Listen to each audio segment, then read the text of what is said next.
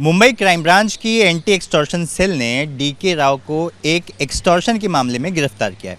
हमारे साथ उनकी वकील किरण जाधव जी हैं, उनसे हम बात करेंगे। मैम, डीके राव समेत 2 लोग और मतलब टोटल 3 लोगों को गिरफ्तार किया है मुंबई क्राइम ब्रांच की एंटी एक्सटॉर्शन सेल ने।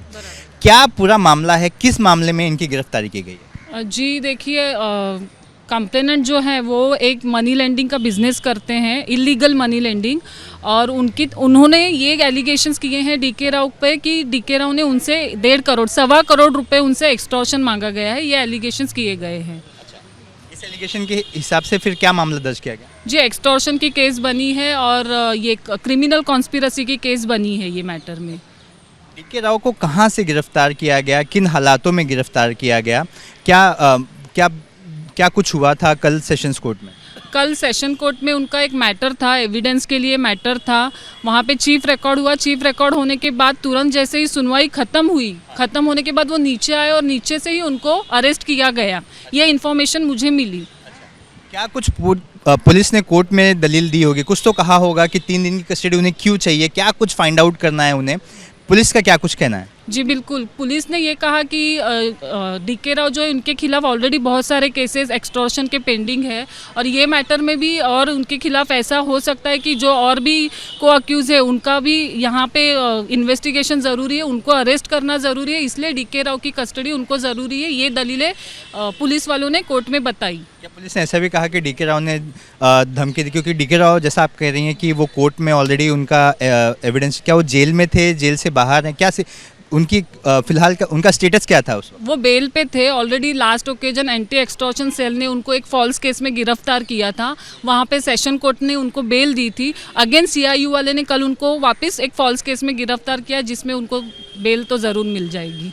यानी कि वो बाहर थे जब ये सारी चीज़ें हुई। उनका ये दावा है कि जब वो बाहर बेल पर थे उस दौरान उन्होंने ये धमकी दी। जी जी, ऐसा उनका कहना है। नहीं, ये मैटर 2024 का है, अभी का नहीं है, और एफआईआर अभी कल की गई है। अच्छा, कल की गई। जी, आपका क्या कहना है इस पूरे मामले में? जी, just because he is a gangster, his name is roped in this FIR.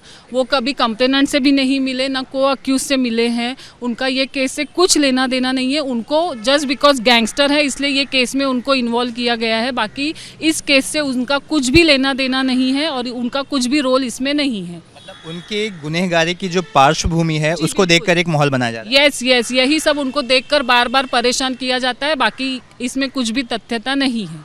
कल जब वो सुनवाई के बाद बाहर आए, मतलब जो भी उनका कोर्ट में जैसा आपने कहा कि एक इम्पॉर्टेंट हियरिंग थी, उसके बाद जब बाहर आए तो बाहर क्या कुछ हुआ? क्या उनको ज़बरदस्ती लेकर जा रहे थे? क्या मतलब कोई परिवार का भी साथ में था?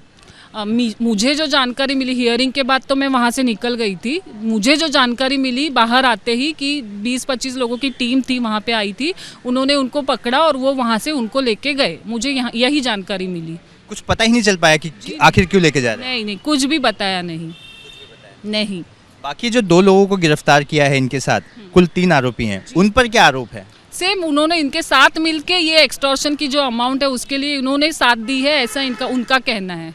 जी, कोर्ट ने सब सुनने के बाद क्या कुछ निर्णय लिया है? कोर्ट ने अभी फिलहाल शॉर्ट पीसी दी है, 13 तारीख तक पीसी दी है। पीसी देने के बाद 13 तारीख को रखा है, अगली सुनवाई 13 तारीख को होगी। कैमरा पर्सन आसिफ के साथ सूरज ओझा, एबीपी न्यूज़, मुंबई।